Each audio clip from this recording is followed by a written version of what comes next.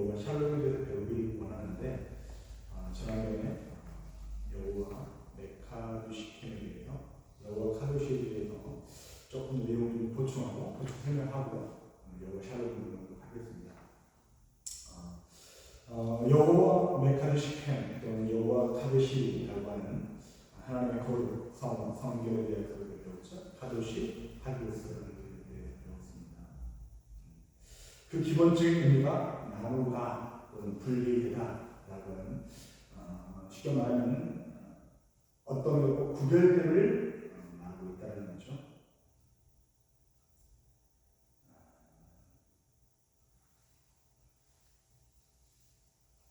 4번에 보시면 거룩함이 핵심적인 의미가 구별이다라고 되어 있죠.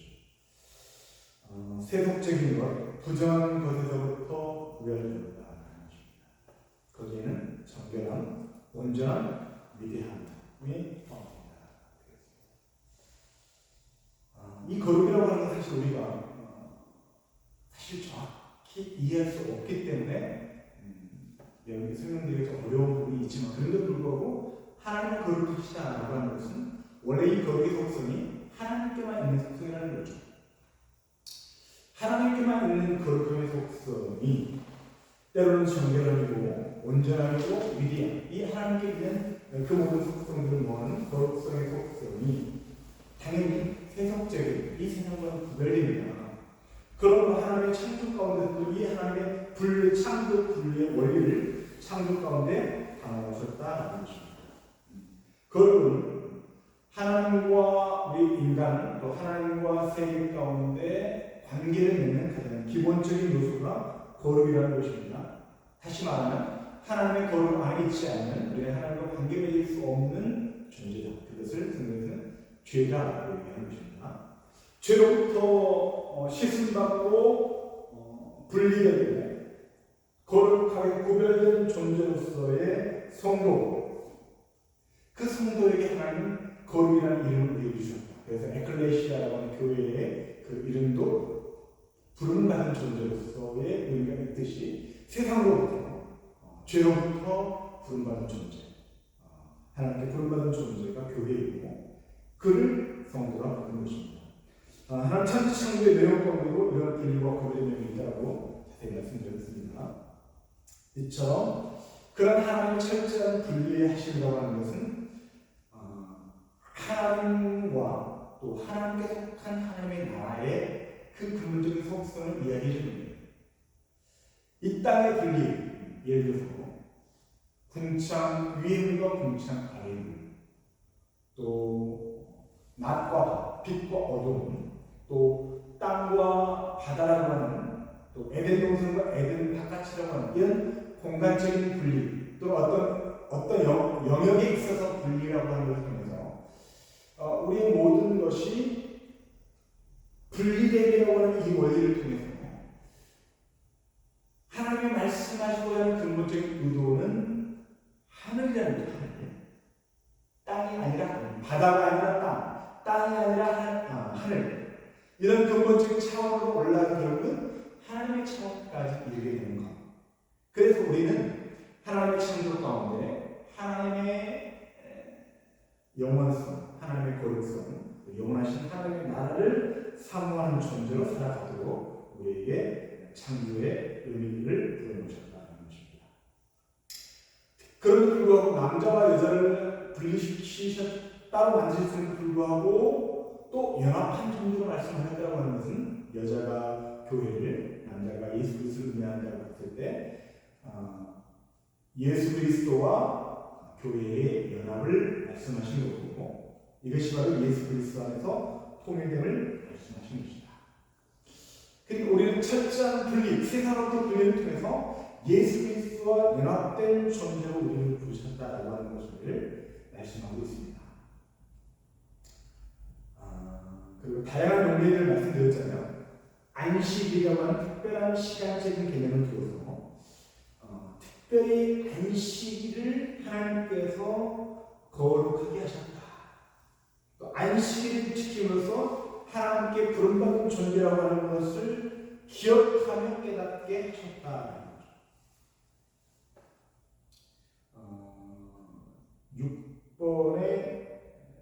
비유에 거룩한 시간이 되어 있습니다. 거룩한 시간은 절기, 또 축제일, 그리고 주일, 또 안식일, 신약 이렇게 되어 있는데 안식일이 창조의 기념, 안식의 의미를 설명해 주는 것이고 이들이 출애굽 공동체로서의 의미를 말씀하기 위한 것이 이 안식일의 의미라면 오늘날 우리는 안식일 대신 주일을 지키고 있습니다. 그 주일은 부활을 예수 그리스도의 부활을 기념하는 것이고 또 예수 그리스도 안에서 영원한 안식을 누리는 것을 의미하는, 다시 말하면 우리는 제2의 이스라엘 공동체, 출애굽 공동체로서의, 다시 말하면 십자가 공동체의 의미를 가지고 있다는 것을 말씀드립니다. 다음에 주일에 대한 주일 성수에 대한 것을 배우게 되겠지만 안식일과 주일의 실체가 되는 안식일 창조 기념, 그리고 안식을 누리는 것을 강조점이 있고, 또한 출애굽 이스라엘 백성들에게 십계명을 통해서 이 안식의 계명을 말씀하심을 통해서 그들이 출애굽 공동체들, 하나님에 의해 구원받은 존재인 것을 배우도록 하셨다는 것은 오늘날 우리는 주일을 지키고 있는데 이 주일은 예수 그리스도의 부활을 기념하는 것이고 죽었던 우리들이 예수 그리스도의 십자가를 통해서 구원받았다는, 또한 그로 인해 영원한 안식을 누리게 되는 의미를 담고 있는 것으로서 우리가 십자가의 공동체로서의 의미를 갖는 것이다 라고 하는 것이 주일의 의미를 다양하게 말씀을 드립니다. 이처럼 내가 거룩하니 너희도 거룩하라 라고 말씀하신 하나님, 또 거룩에는 바로 우리로부터 발생되는 것이 아니라 하나님으로부터 발생되는 것입니다. 하나님의 근본적인 속성이 거룩이고 하나님과 관계된 것들, 관계된 사람들, 제사장이나 선지자나 또한 관계된 장소, 성전이나 성막이나 성소나 시성소, 또한 이스라엘 지명이나 시온산 같은 하나님의 임재하신 장소, 이런 또 거룩한 시간, 거룩한 물건들, 성물 같은 장막과 제단과 법궤와 성전 기구들, 제사장과 성막에 그릇의 물, 제사장의 향들, 하나님께 드리는 제물들, 이처럼 그 모든 것이 거룩이라고 하는 것은 하나님과 관계된 것에게 사용되는 것이다 라고 봤을 때 우리가 하나님께 있어야 돼. 하나님과 관계된 존재, 예수 그리스도의 십자가의 공동체라고 하는 것이 이게 얼마나 놀라운 은혜인가를 우리는 보게 되면서 마지막에 8번에 되죠. 거룩에는 죄와 사랑으로부터 단절과 떠났음에 소극적 의미가 있다는 것입니다. 나아가 하나님과 의로운 삶으로 방향전하는 적극적인 의미가 있다는 것. 세상과의 단절, 죄와의 단절, 나의 옛사람과 단절을 넘어서서 이제 하나님과의 새로운 관계, 예수 그리스도의 십자가를 통해서 내가 의롭게 된 변화되는 관계, 또 하나님의 형상의 회복, 사랑 안에서의 완전이라고 하는 이제 적극적인 방향으로 나가야 된다는 것입니다. 내가 거룩한 너희도 거룩하라고 말씀하신 하나님께 인간을 향한 거룩한 상징주가 예전적 거룩함, 경외, 경배, 제사, 실천적인 거룩함, 성결, 관계, 사회의 거룩함, 전의 공평. 이 사회의 거룩함이라고 하는 것은 우리가 예배를 통해서 하나님을 알아감을 통해서 거룩함이 있다고 한다면 우리의 삶, 신분과 성결됨의 어떤 하나님과 관계성 속에서 이제 거룩함을 넘어서서 나를 통해서 사회로 확대되는 이 땅 가운데 거룩한 하나님의 공유와 의가 확립되는 정의가 물같이 흐르는 이런 의미로서의 거룩의 의미를 말씀드립니다. 이 모든 것은 하나님의 삼중주적 거룩하심에 근거합니다. 다시 말하면 거룩하시다, 거룩하시다, 거룩하시다. 이를 성령 거룩한 영으로서 성도의 거룩의 근원 되신 우리를 통해 거룩을 이루어신 분이다 라고 간단히 생각했는데 우리가 거룩하려는 것은 성령께서 우리를 붙여주실 때 거룩하게 될 수 있다. 이것이 성화요, 또한 성결이요, 이것이 영화로 가는 길이다 라는 것을 말씀을 드렸습니다. 자, 오늘 여러분과 함께 여호와 샬롬에 대해서 배우도록 하겠습니다.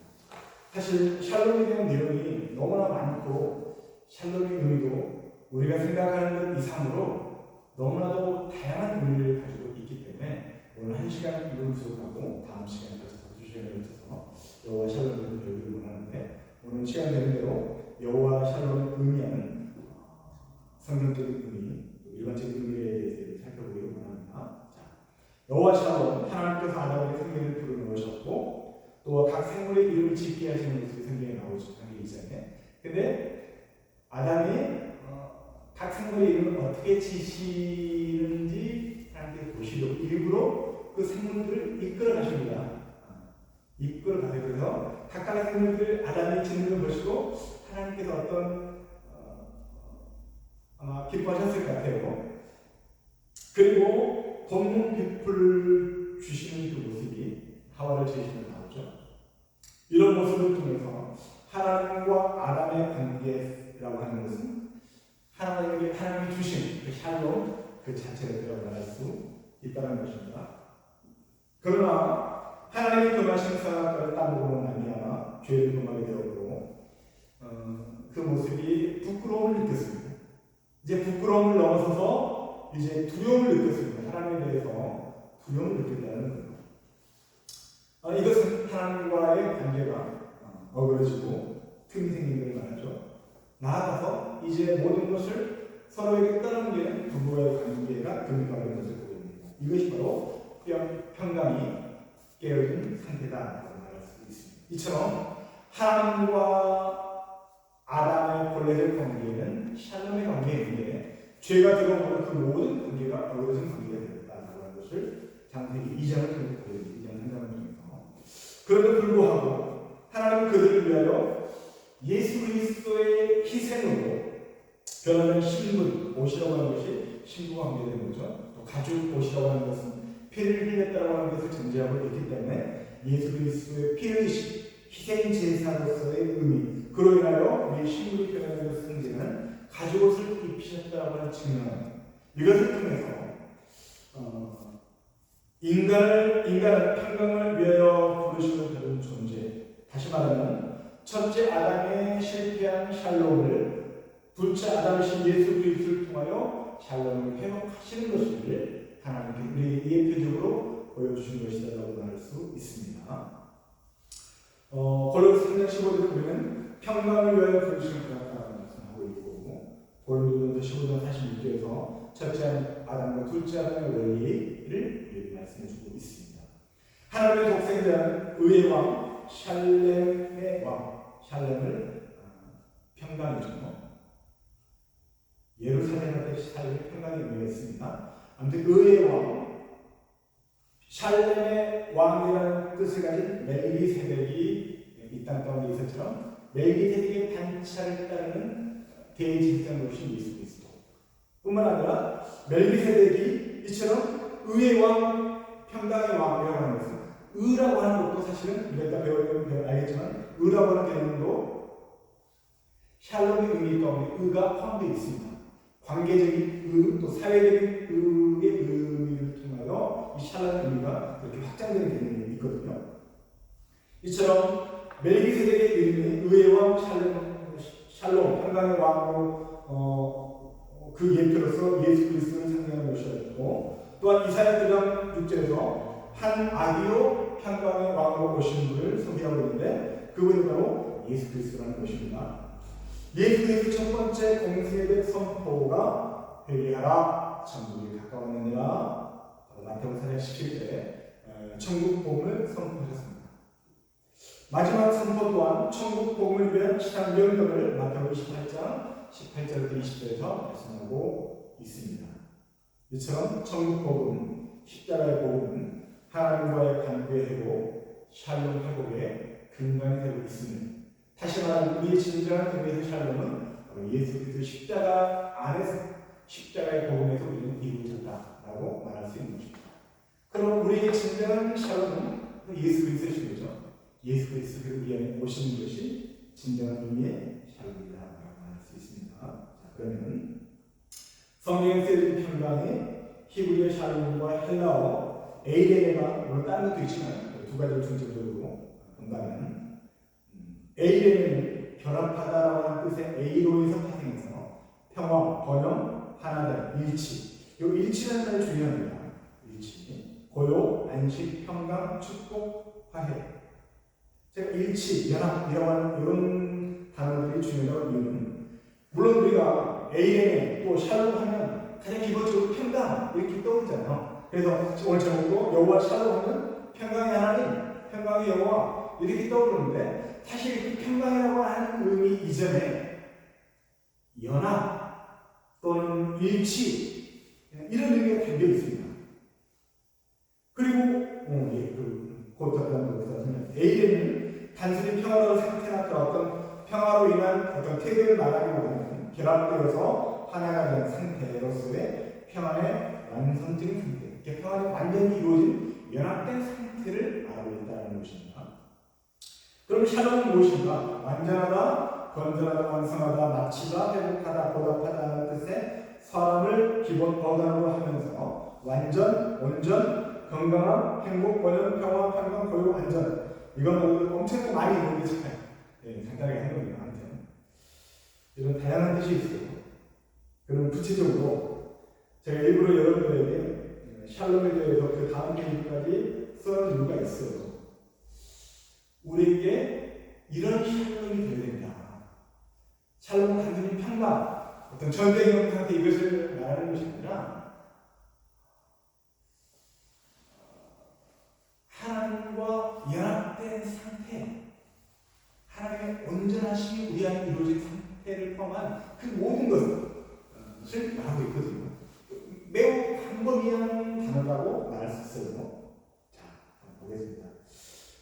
위에 보시면 김현철 씨가 논문을 통해서 내용이 아주 잘 되어 있어요. 그거를 요약을 했는데 샬롬의 성격에 대해서 관계성 또는 상태성 두 가지 측면으로 이해하고 파악하고 있습니다. 관계적이다, 상태적이다.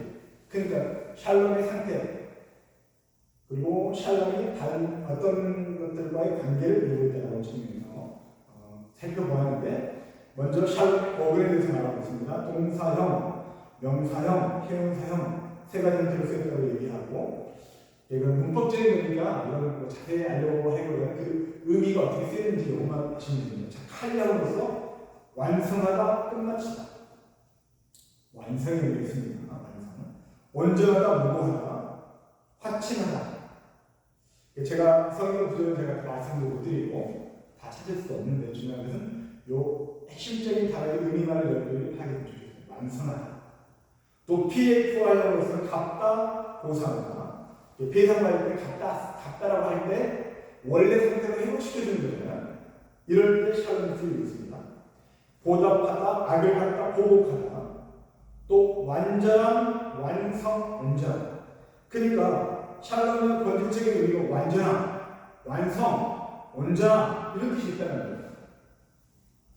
제가 이런 단어를 강조하고 있는 이유는 이 완전함, 온전함, 완성된 이것은 사실은 하나님께 쓰이는 단어거든요. 하나님의 온전하신, 완전하신, 하나님의 마지막 최종적인 완성.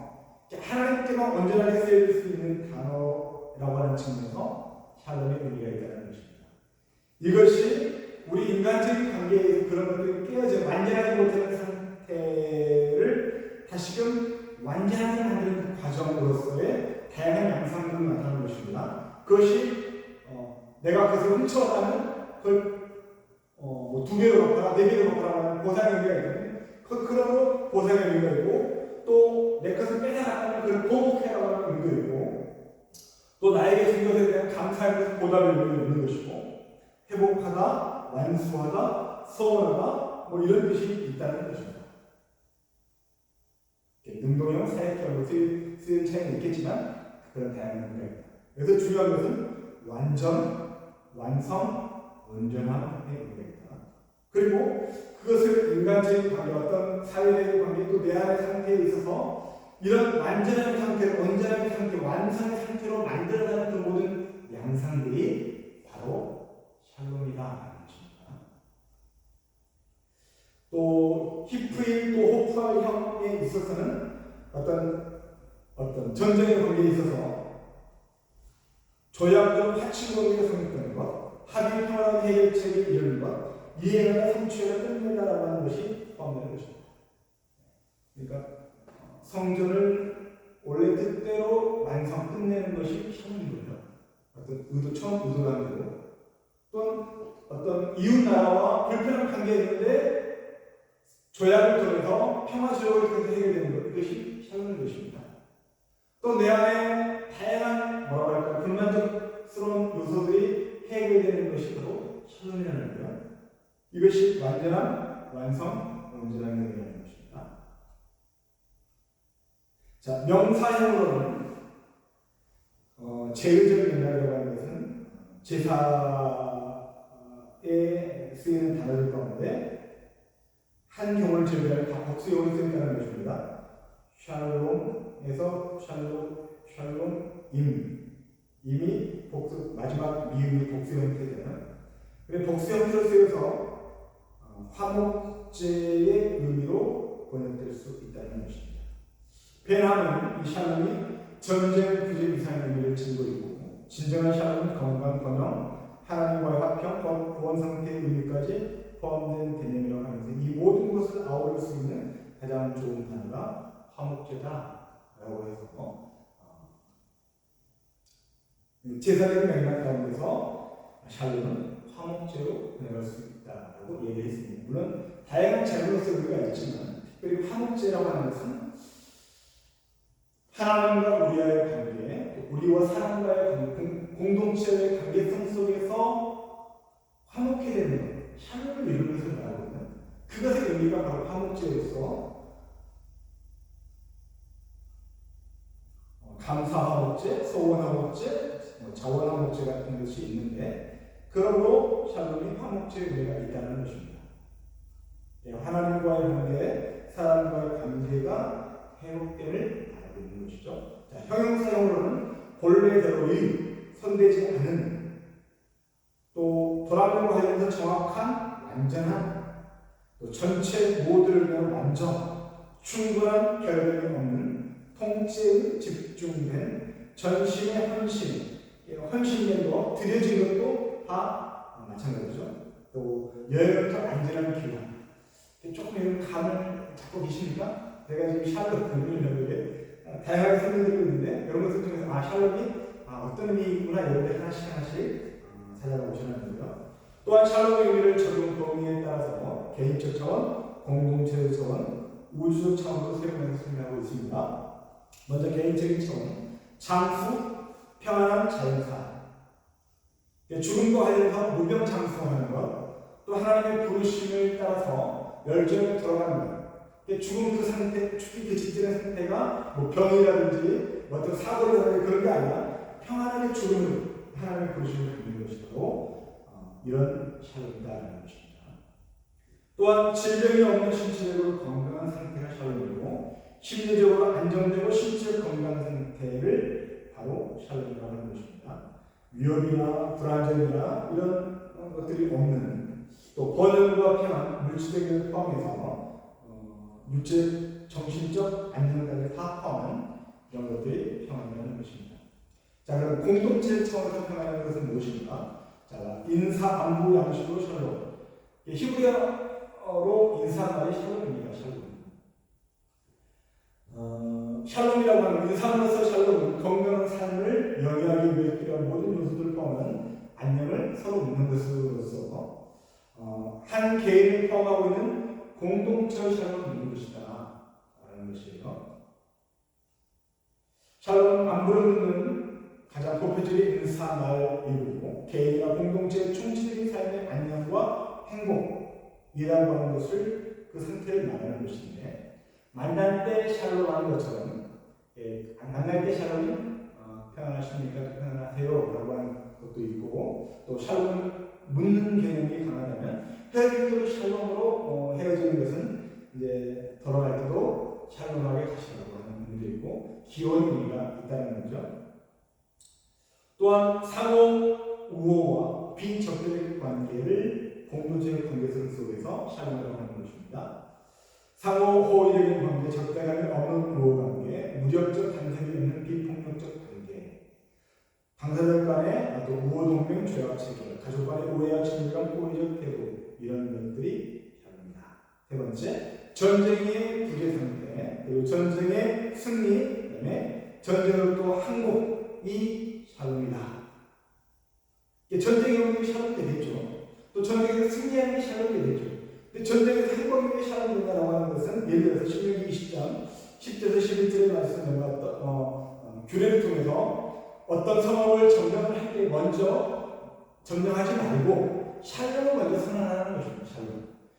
샬롬을 선언하는 것이 평안하다라고 하는 묻는 개념이라기보다는 동등한 지역에서 어떤 평화수역을 말하기보다는 쉽게 말하면 항복해라. 너희들 죽이기 전에 너희들 항복하면 너희들 그냥 점령하지 않고 너희들 그냥 죽이지 않고 다 되겠다라고 하는 좋은 호의적 의미로서의 샬롬이라는 것입니다. 이게 전쟁에서의 항복의 의미라는 거예요. 항복을 제한하는 것. 자, 그 다음에 번영과 평화의 의미가 있다는 것입니다. 물질적 번영, 사회적 안녕과 평화. 제가 아까 말씀드렸던 것처럼 사회적으로 안녕과 평화, 그게 하나님의 의가 이루어진 상태, 이것이 바로 샬롬이라는 것입니다. 자, 오늘 여러분이 함께 할 말씀이 민수기 6장 22절부터 26절 말씀입니다. 자, 제가 한번 읽어드릴게요. 여호와께서 모세에게 말씀해 주시되 아론과 그의 아들들에게 말하여 이르기를, 아론과 그의 아들들에게 말했다고 하는 것은 제사장들에게 말하는 거잖아요. 너희는 이스라엘 자손을 위하여 이렇게 축복하여 이르되라고 하는 것은 제사장들이 이스라엘 백성들을 향하여 축복 기도를 이렇게 하라고 말씀하고 있는 겁니다. 여호와는 24절부터 27절까지 함께 읽겠습니다. 시작. 여호와는 내게 복을 주시고 너를 지키시기를 원하며 여호와는 그의 얼굴을 내게 비추사 은혜 베푸시기를 원하며 여호와는 그의 얼굴을 내게 향하여 비추사 평강 주시기를 원하노라 할지니라. 그들이 같이 내 이름으로 이스라엘 자손을 축복할지니 내가 그들에게 복을 주리라. 아멘. 이게 바로 축복의 기원이 되는 말씀입니다. 제사장들의 이렇게 축복을, 평강을 선포할 때 하나님께서 그들에게 축복하시겠다는 말씀하고 있죠. 그러니까 제사장들이 또는 목사님들이 강단에서 성도들을 축복하는 축복의 기도, 축도의 기도라고 하는 것은 하나님의 대리자로서 하나님의 축복을 선언하고 있는 말씀이다라고 해석할 수 있는 것입니다. 특별히 하나님의 얼굴을 향한다라고 하는 것은 하나님의 강력한 적극적인 임재하심을 말하고 있습니다. 그러한 하나님의 임재가 우리 가운데 샬롬으로 연결되는 것이고, 그 샬롬은 우리 모든 삶의 측면에서 완전성을 의미하는 것이다. 이 축복의 기도처럼 샬롬은 우리 모든 삶의 영역에 있어서 하나님의 임재하심, 하나님의 우리와 함께 하심으로 인해서 하나님의 완전하심이 우리 안에 회복되는 것, 이것이 바로 축복기도, 민수기 6장 22절의 축복기도 가운데 나타난 샬롬의 진정한 의미를 지닌다고 할 수 있는 것입니다. 그 다음에 심리적인 안정과 만족이라는 것입니다. 한 공동체의 재반적인 변실과 걱정과 같은 심리적 평정체의 묘사가 완전히 적극적으로 일소되고 개선된 만족 상태를 바로 말하고 있습니다. 마지막으로 중요한 구원. 우리의 구원 또한 왜냐하면 우리의 가장 중요한 것은 우리 영혼이 구원하는 것이기 때문에 우리의 샬롬의 최종적인 상태가 바로 구원이라고 말할 수 있잖아요. 그런 측면에서 구원이 샬롬이라는 것입니다. 샬롬은 예언대로 성포 속에서 이스라엘 공동체의 구원과 관련해서 사용되거나 이스라엘의 하나님께 샬롬을 강구하고 있는 것, 외침으로 인한 온갖 환란으로부터 해방된 구원의 상태를 말하고 있다는 겁니다. 환란이 일소된 샬롬의 상태는 곧 구원이 하나님으로부터 주어진 것임을 인지하는 개념이 포함된다는 거죠. 이런 측면에 봤을 때 구원은 궁극적인 의미에서 샬롬의 의미가 되겠다. 자, 이것이 공동체적 차원의 마지막 우주적인 차원이 무엇인가? 욥기 25장 2절과 3절 말씀에서 하나님의 권능과 위엄은 진행을 머무는 것이 아니라 우주적 차원에까지 이르게 된다는 것입니다. 뿐만 아니라 천상의 영역에서도 하나님께서 평화와 질서를, 평화의 샬롬이죠. 샬롬과 질서를 확립하셨다고 하는 것을 증명하고 있습니다.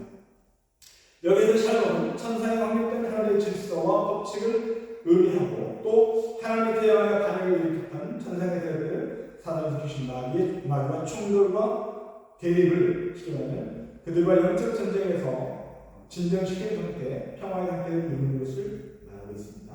이런 표현에서 여러분 조심해야 되는데, 그러면 하나님의 기도가 지금 싸운다? 아니죠. 우리 지금 이 시대는 우리를 통하여, 성도들을 통하여 그들과 영적 전쟁을 벌이는 것입니다. 창조주와 피조물인 사단 원수 귀신과는 싸움의 대상이 안 됩니다, 여러분. 자, 따라서 천상의 영역으로 함께된 샬롬이라고 하는 것은 하나님의 세워놓으신 우주 질서가 온전하게 유지되고 있는 정적인 평상태를 말하고 있고, 또 하나님의 우주의 통치에 반대하는 세력들과의 적극적인 투쟁 관계를 통해서 진리의 질서가 확립된 동적임을 범하는 계획입니다. 예수 그리스도의 십자가의 사건을 통하여 완성된 승리가 선포됨으로 말미암아 우리에게 샬롬이 선포되었다라고 말할 수 있는 것입니다. 자, 또 정하는 씨는 샬롬의 범위를 개인적 샬롬과 공동체적 샬롬, 그리고 현상적 샬롬을 상태의 샬롬과 관계의 샬롬을 구분하여 설명한 바가 있는데, 아무튼 상태의 샬롬과 관계의 샬롬에 대해서 학자들의 견해를 한번 말씀드립니다. 자, 상태의 샬롬, 우리 안에서 우리 상태가 됐다는 거예요. 위협, 억압, 전쟁, 침략의 두려움과 불안함부터 벗어난 상태. 웨스터는 공동체 완전함이나 온전한 선상에 없는 자연적 상태. 또 슈미는 자연이나 사회에 존재하는 한 법과 정의. 이게 상태적인 샬롬이라는 것입니다. 자, 관계적인 샬롬은 폰 라는 공동체의 권위나 법칙으로서의 관계, 상태보다는 관계를 의미한다.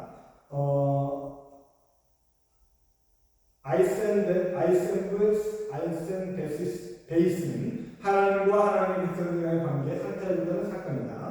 또 아트킨스는 올바른 관계 속에서 생겨나는 정의와 연결의 평화다. 이렇게 다양하게 얘기를 합니다. 말씀 정리하겠습니다.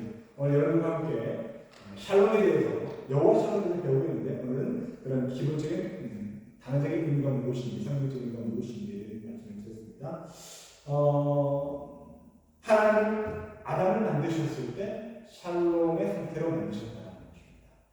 따라서 샬롬의 상태라고 하는 것은 하나님과 올바른 관계로서의 의미가 샬롬이다라고 말할 수 있고, 그것을 완전함, 완성, 완전함의 의미가 있다는 것입니다. 그런데도 불구하고 죄가 들어옴으로 그 관계가 깨어지고 하나님과 관계가 깨어짐으로 인간의 관계도 파괴되고 무너지는 것을 우리가 보게 되었습니다. 따라서 우리는 예수 그리스도의 십자가, 중국 복음, 십자가의 복음을 통하여 다시 한번 하나님과 관계 회복, 샬롬의 회복을 회복해야 됩니다.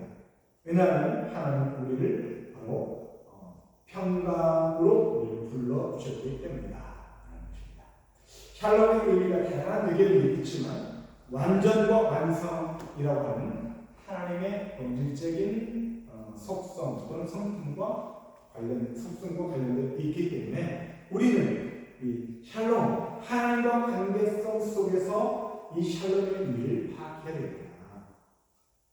하나님과 온전한 관계가 형성된 상태, 그것이 화목제물의 형태를, 또한 이 땅 가운데 신령의 기본, 개인적이거나 사회적이거나 우주적인 차원을 넘어서서 그 모든 것을 아울러서 이런 하나님과의 온전한 관계가 회복되는 것이 바로 샬롬의 근본적인 기초가 된다는 것입니다. 그런 의미에서 내 안에 또 관계성 속에서 이루어진 샬롬, 그 모든 것은 하나님으로부터 또 예수의 십자가의 원리 안에서 우리에게 이미 주어지고 선포된 것을 믿음으로 고백하면서 날마다 우리는 하나님 우리 샬롬을 허락하여 주옵소서. 샬롬에 대한 은수 1장 22절 이하의 제사장적 축복의 기도처럼 우리 모든 영혼들은 하나님의 샬롬을 간구하고 또 복을 빌어줄 수 있는 믿음의 사람으로 세워놓기를